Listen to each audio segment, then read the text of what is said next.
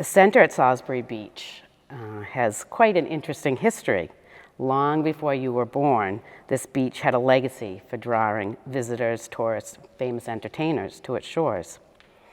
You grew up in the area, I understand. What was it like growing up around here, and what attracted you to Salisbury Beach? Going to Salisbury Beach was the highlight of every child's week or summer growing up, spending literally hours and hours in total fantasy, exploring all of the rides and things that there were to do.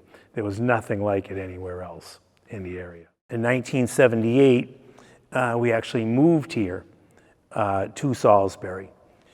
And in fact, the blizzard of '78 had destroyed much of the beach amusements and arcades and other aspects of what was those glory days. Kind of early on, we decided that sometime when the time was right, we would try to do something to help remedy that and make Salisbury Beach great again. We spent a lot of time with the town, with the planning department, with other property owners here at the beach. But at some point, there was a consensus that was built around the need for a high-end, year-round restaurants and function rooms.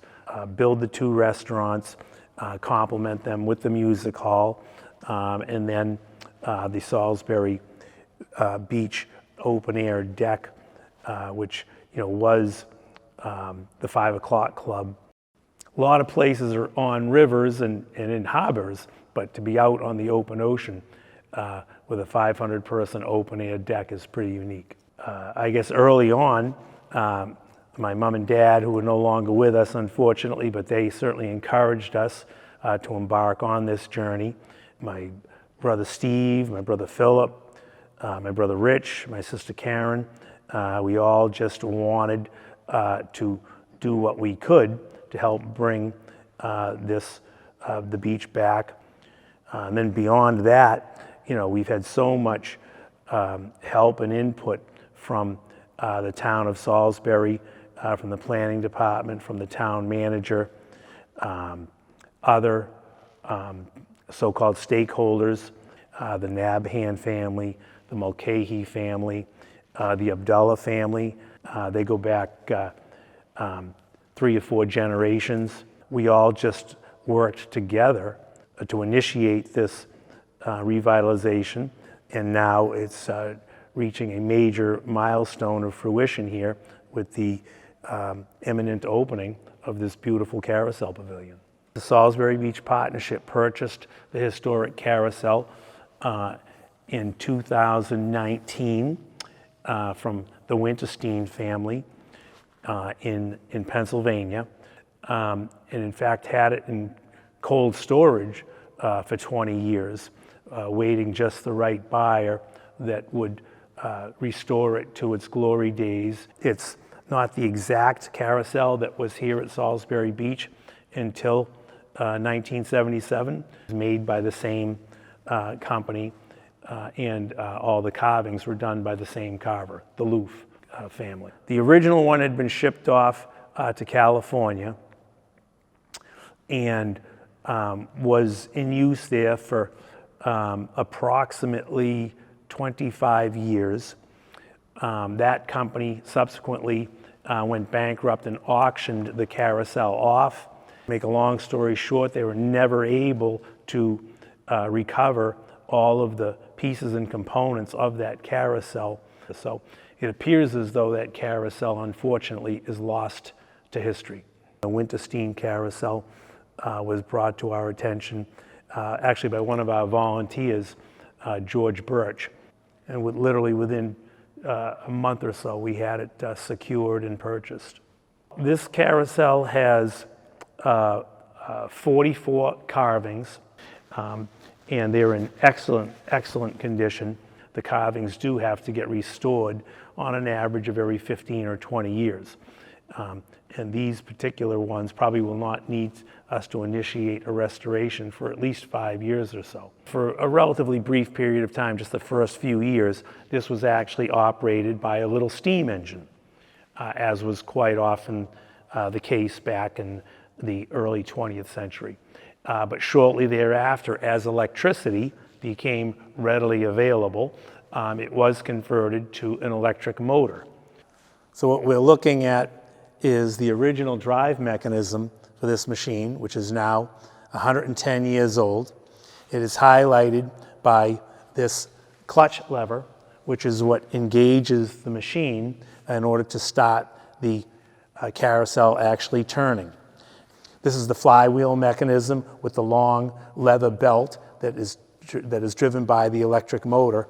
We also have the main brake lever for the machine. Now, all of this has been modernized with the advent of a variable speed electric motor, and it allows a gentle start and stop of the unit for maximum safety and comfort of the riders. Todd Goings, he is, I would say, one of, if not the most reputable experts on historic carousels in the country. He put in the new bearings, the new bushings, and replaced all the parts that were worn out, had the motors modified to bring them up to current safety codes. He actually oversaw the assembly of this unit for the first week. Todd Goings will come out one more time before it will be inspected and certified by the state, and then we'll be able to open to the public. And this particular structure is an octagon-shaped post and beam structure, which was all pre-cut at a computerized woodworking shop in Connecticut.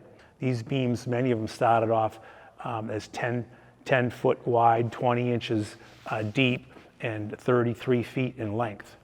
It is a clear span, 70-foot diameter building. It really is very unique to see one of these roundhouses that are 70 feet clear span. But in addition to that, we went the extra mile to have radiant heat put in the floors. We had an extensive humidification system installed. And if the relative humidity gets below 25%, these carvings will dry out to a point where they'll actually crack. This building was a major undertaking for the partnership, which of course is a nonprofit organization. One of our long-term sponsors has been the Newburyport Bank, every year paying for a significant portion of the fireworks and all of the weekly concerts. They provided us with a very, very substantial and sizable cash contribution toward the construction of this facility. And then they took it one step further and said, we'd love to open a little micro branch as part of that facility. Because Salisbury Beach has wanted to have a branch bank for 50 years now. This Carousel Pavilion is a major milestone in the revitalization of Salisbury Beach, but there's still more to do. There are a number of structures here at the beach that are underutilized or obsolete. And so our goal is that we will have a quaint bedroom beach here on the North Shore with a tidy commercial district which will service the people living here, but also the visitors that come here throughout the summer months and hopefully, at least on weekends, throughout the winter months as well.